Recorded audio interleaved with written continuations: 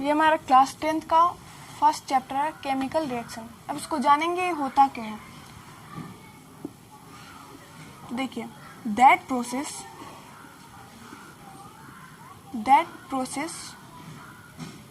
in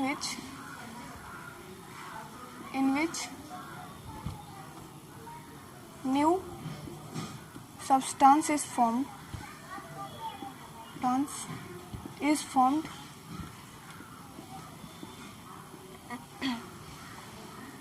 with new properties।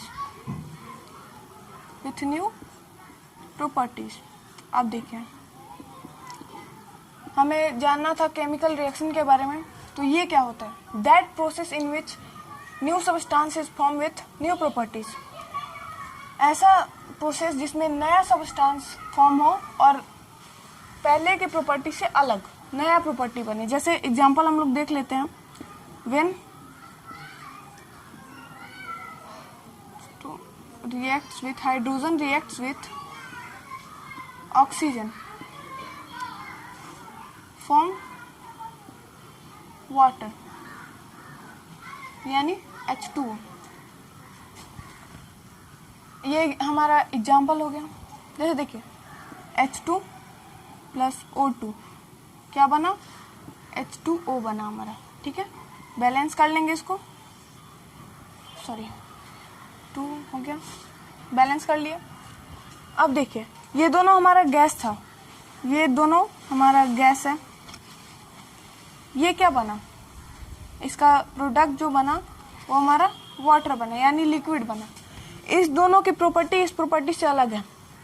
देखिए कैसे, hydrogen जो है जलता है और ऑक्सीजन जलने में इसकी हेल्प करता है, इसको प्रमोट करता है। ये जब जलता है तो इसको प्रमोट करता है।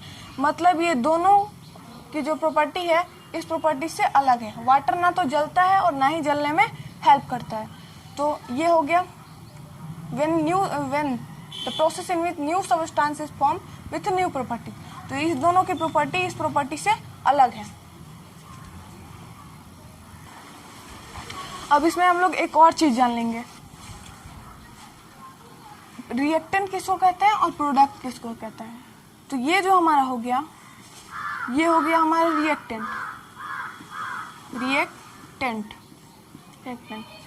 और ये हमारा क्या हो गया?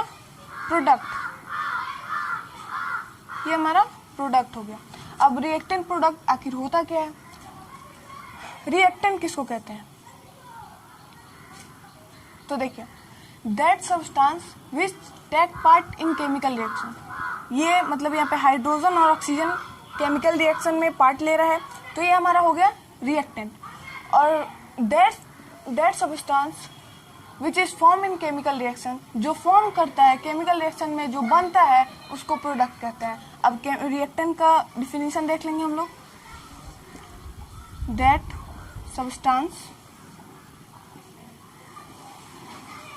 substances which take part in chemical reaction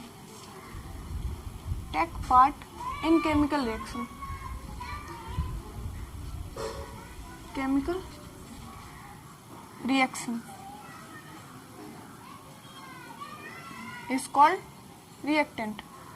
ये हमारा हो गया रिएक्टेंट। H2 और O2 क्या हो गया? हमारा रिएक्टेंट हो गया, क्योंकि ये केमिकल रिएक्शन में पार्ट ले रहे हैं। अब हमारा देखिए, प्रोडक्ट क्या होगा? प्रोडक्ट हमारा क्या बना? वाटर बना हमारा प्रोडक्ट। तो प्रोडक्ट का डिफिनीशन देख लीजिए। प्रोडक्ट का डिफिनीशन क्या होगा? प्रोडक्ट का डिफिनीशन देखिए, प्रोडक्ट क्या होगा? That substance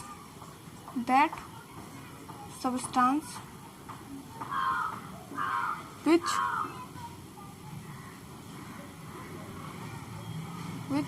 form in chemical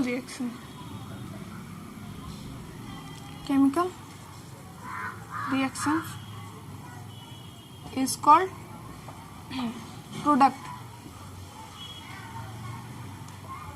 हम समझ गए। हमने पहले क्या समझा? केमिकल रिएक्शन कहते किसको है? सबसे पहले केमिकल रिएक्शन कहते किसको? मैंने बताया कि that processing with new substance is form with new properties.